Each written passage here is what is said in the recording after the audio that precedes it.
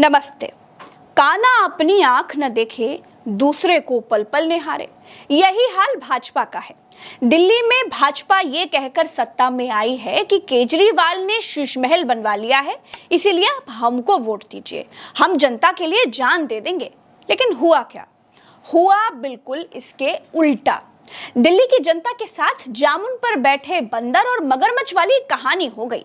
दिल्ली की CM Rekha Gupta madam को अब अपने सरकारी आवास में 24 एसी चाहिए, 5 55 इंच वाले इंटरनेट से चलने वाले टेलीविजन चाहिए, 3 झूमर चाहिए, 80 से ज्यादा पंखे चाहिए, किचन में इलेक्ट्रॉनिक चिमनी चाहिए, माइक्रोवेव टोस्ट ग्रिल चाहिए, वॉशिंग मशीन, ऑटोमेटिक बर्तन धोने वाली मशीन चाहिए, पानी साफ करने के लिए आरओ भी चाहिए।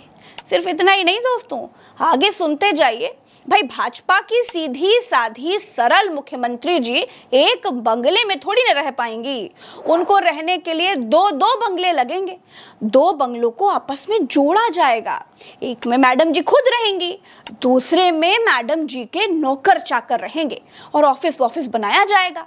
और ऐसा भी नहीं है दोस्तों कि मैडम जी किसी भूत बंगले में रहने जा रही हैं, इसीलिए उनको सब कुछ नया नया चाहिए। भाई, जहां मैडम जी रहने जा रही हैं वो बंगला उपराज्यपाल के सचिवालय दफ्तर की तरह इस्तेमाल हो रहा था। भाई, वहां आदम जात की उपस्थिति पहले से है, यानी बिजली, पानी, किचन, पंखे, कूलर, एसी वगैरह वगैरह सब कुछ पहले से है।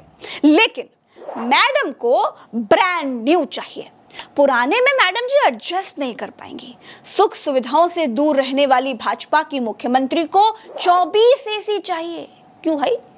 चलिए, गर्मी होती होगी इसीलिए चाहिए होगी, लेकिन 3 झूमर क्यों चाहिए? क्या बिना झूमर के दिल्ली के लोगों का विकास नहीं हो सकता क्या? और बर्तन धोने के लिए ऑटोमेटिक मशीन क्यों चाहिए भाई? अगर अपना जूठा बर्तन अपने हाथ से धो लेंगी तो मैडम की महंगी वाली नेल पॉलिश कुछ खराब होने का खतरा रहेगा क्या? चलिए, ये भी मान लेते हैं कि मैडम जी मुख्यमंत्री हैं, इसलिए बर्तन धोने की मशीन चाहिए होगी। अब बर्तन धोने जैसे छोटे मोटे काम थोड़ी ना करेंगी। लेकिन दोस्तों, ये भोग विलासिता जनता के पैसे से क्यों चाहिए जी? केजरीवाल का शीश महल बनवाना गलत था, तो जनता के पैसों को पानी की तरह बहाकर भाजपाई शीश महल बनवाना भी गलत है। लेकिन गोदी मीडिया भाजपा की गोद में खेलती है, इसलिए वो आपको इस पर नहीं बताएगी, इस पर कोई बात नहीं करेगी और आपको पता ही नहीं चलेगा कि भाजपा क्या क्या गुल खिला रही है। यही भाजपा की यही मैडम जी चुनाव से पहले क्या कहती थी कि झुग्गी वालों को घर मिलेगा। अब क्या कहती हैं?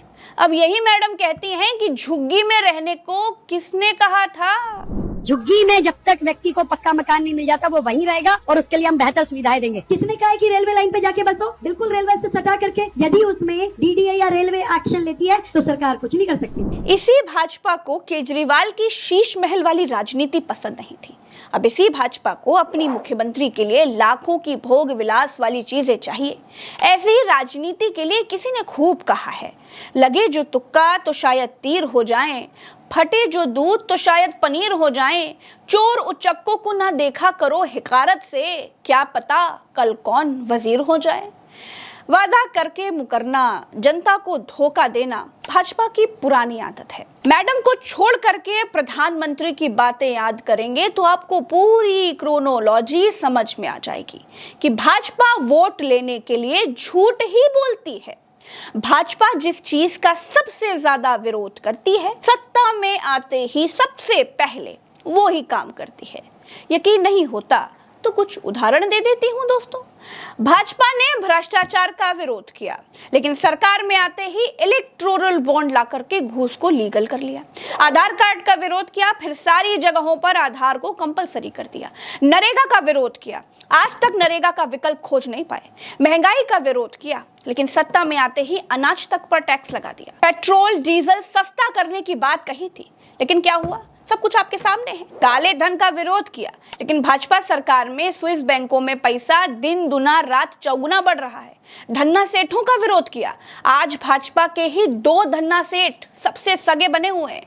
बहुत चीजें गिनाऊंगी दोस्तों तो वीडियो फर्जी ही किसी दूसरी दिशा में मुड़ जाएगा। तो रेखा गुप्ता ने कहा था कि दिल्ली में झोपड़पट्टी वालों को सरकार आते ही घर देंगे, लेकिन किया इसके उल्टा, गरीबों के घरों पर बुलडोजर चला दिया। दोस्तों, केजरीवाल के शीश महल का विरोध करते करते आज भाजपा की मुख्यमंत्री को वही सब काम करना है। अपने लिए सरकारी घर को शीश महल बनाने के लिए पहले चरण में 60 लाख रुपए सरकार के खाते से चाहिए। 60 लाख में आम आदमी का पूरा घर बन जाता है। मैडम का घर 60 लाख में केवल रिनोवेट होगा। 11 लाख के केवल एसी खरीदे जाएंगे। 6 लाख में झूमर लगेंगे। बिना झूमर के भी तो काम चल सकता था, लेकिन ऐश भी तो कोई चीज होती है।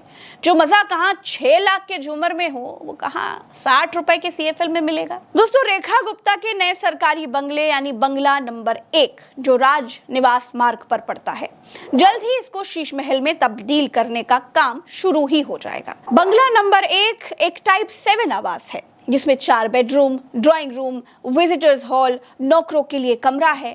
PWD के मुताबिक बंगला नंबर 2 को मुख्यमंत्री का कैंप ऑफिस बनाया जाएगा, जहां आम जनता से मुलाकात की जाएगी। दोनों बंगलों को जोड़ने के लिए एक रास्ता भी बनाया जाएगा। फिलहाल मुख्यमंत्री रेखा गुप्ता शालीमार बाग वाले अपने निजी घर में रह रही हैं। फिलहाल इनकी हिम्मत को दाद दीजिए, क्योंकि मैडम ने गृह मंत्री को एक बार मना कर दिया था।